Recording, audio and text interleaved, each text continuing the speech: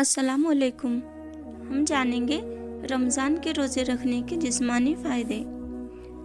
अगर आपने हमारे चैनल को अभी तक सब्सक्राइब नहीं किया तो जल्दी से कीजिए ताकि आने वाली तमाम वीडियोस का नोटिफिकेशन आपको बर वक्त मिलता रहे। आइए आगाज़ करते हैं हमारे आज के इस वीडियो का। रमज़ान के पहले 2 रोज़े, पहले ही दिन ब्लड शुगर लेवल गिरता है, यानी खून से चीनी के खतरनाक असरात का दर्जा कम हो जाता है। दिल की धड़कन सुस्त हो जाती है और खून का दबाव कम हो जाता है।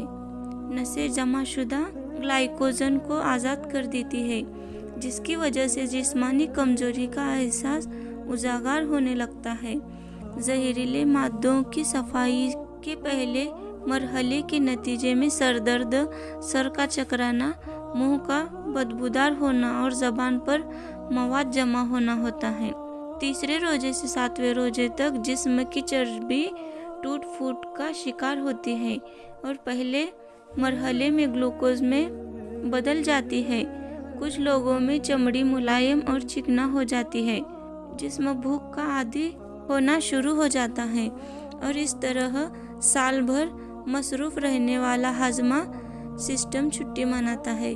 खून के सफ़ेद जरासीम, वाइट ब्लड सेल्स और इम्यूनिटी में बढ़ोतरी शुरू हो जाती है। हो सकता है रोजेदार के फेफड़ों में मामूली तकलीफ हो, इसलिए कि जहरीले मादों की सफाई का काम शुरू हो चुका है। आंतों और कोलन की मरम्मत का काम शुरू हो जाता है। आंतों की दीवारों पर जमा मवाद ढीला होना शुरू हो जाता है। 8वें रोजे से 15वें रोजे तक आप पहले से चुस्त महसूस करते हैं। दिमागी तौर पर भी चुस्त और हल्का महसूस करते हैं। हो सकता है कोई पुरानी चोट या जख्म महसूस होना शुरू हो जाए, इसलिए कि आपका जिस्म अपने बचाव के लिए पहले से ज़्यादा एक्टिव और मजबूत हो चुका होता है। जिस्म अपने मुर्दा सेल्स को खाना शुरू कर देता है, जिनको आमतौर से कीमोथेरेपी से मारने की कोशिश की जाती है। इसी वजह से सेल्स में पुरानी बीमारियों और दर्द का एहसास बढ़ जाता है। नाड़ियों और टांगों में तनाव इसी अमल का कुदरती नतीजा होता है, जो इम्यूनिटी के जारी अमल की निशानी है। रोजाना नमक के गरारों से नसों की अकड़न कम हो जाती है। 16वें रोजे से 30वें रोजे तक जिस्म पूरी तरह भूख और प्यास को बर्दाश्त का आदी हो चुका होता है। आप अपने आप को चुस्त, चाक व चौबंद महसूस करते हैं। इन दिनों आपकी जबान बिल्कुल साफ और सुर्ख हो जाती है। सांस में भी ताजगी आ जाती है। जिस्म के सारे जहरीले मद्दों का खात्मा हो चुका होता है। हाजमे के सिस्टम की मरम्मत हो चुकी होती है। जिस्म से फालतू चर्बी और खराब मादे निकल चुके होते हैं। बदन अपनी पूरी ताकत के साथ अपने फराइज अदा करना शुरू कर देता है। 20 रोज़ों के बाद दिमाग और याददाश्त तेज होना शुरू हो जाते हैं। तवज्जो और सोच को मकरूज करने की सलाहियत बढ़ जाती है। बेशक बदन और रूह तीसरे अशरे की बरकत को भरपूर अंदाजे से अदा करने के काबिल हो जाते हैं।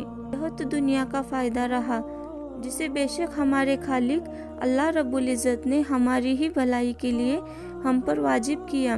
मगर देखिए उसका अंदाजे करीमाना कि उसके अहकाम मानने से दुनिया के साथ साथ हमारी आखिरत भी संवरने का बेहतरीन बंदोबस्त है।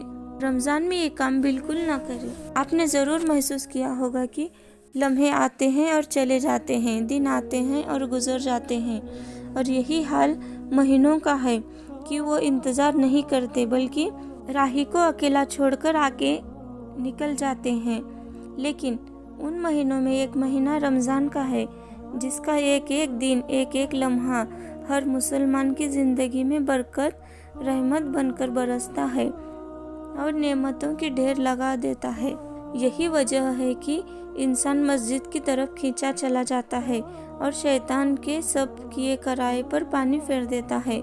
लेकिन कुछ लोगों के लिए महीना आम महीनों की तरह ही रहता है। उसकी वजह यह है कि इस महीने में खास हुक्म जो अल्लाह के होते हैं उन पर अमल न करना, जैसा रोज़ा और तरावीह छोड़ दी और जिन चीज़ों से अल्लाह ने रोका है उन पर डिटाई के साथ चलते रहे। या रोज़ा रख रहे हैं और तरावी भी पढ़ रहे हैं, लेकिन उन तमाम गुनाहों से नहीं बच रहे जिससे बचे बगैर रोज़े का मकसद हासिल हो ही नहीं सकता। आप खुद ही देख लें, इस महीने में खाना जो हलाल था कुछ वक्त के लिए उसको भी हराम कर दिया गया, तो जो चीज़ें पहले से ही हराम है उनको तो अब डबल नुकसान होगा। तो यहाँ पर मैं एक काम आपको बता देती हूँ, अगर आप उसका अहद कर ले तो यकीनन आप इस रमज़ान में इनकलाब ले आएंगे और रोज़े का जो असल मकसद है तकवा हासिल करना, उसकी तरफ कदम बढ़ा देंगे और पिछले महीनों के मुकाबले इस महीने में तब्दीली महसूस करेंगे। और ये काम ये है, इस महीने में आप एक चीज़ तय कर ले, इंशाल्लाह कोई गुनाह नहीं करूँगी। वो गुनाह जो आंखों से होते हैं, जैसे बदनजरी करना, नामरहम को देखना, जिनको देखना शरीयत ने मना किया है, सामने हो या स्क्रीन पर वगैरह, तो आप ये तय कर ले कि आँख गलत जगह नहीं जाएगी।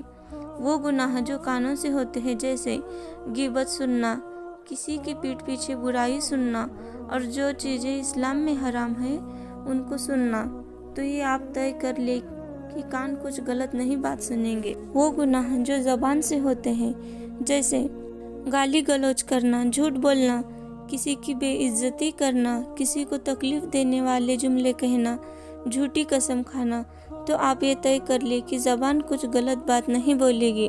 वो गुनाह जो खाने से होते हैं, जैसे हराम खाना, धोखा देकर या झूठ बोलकर जो कमाई हासिल की थी वो हराम है, सूद की कमाई हराम है, तो आप ये तय कर ले मुंह में हराम का लुकमा नहीं जाएगा।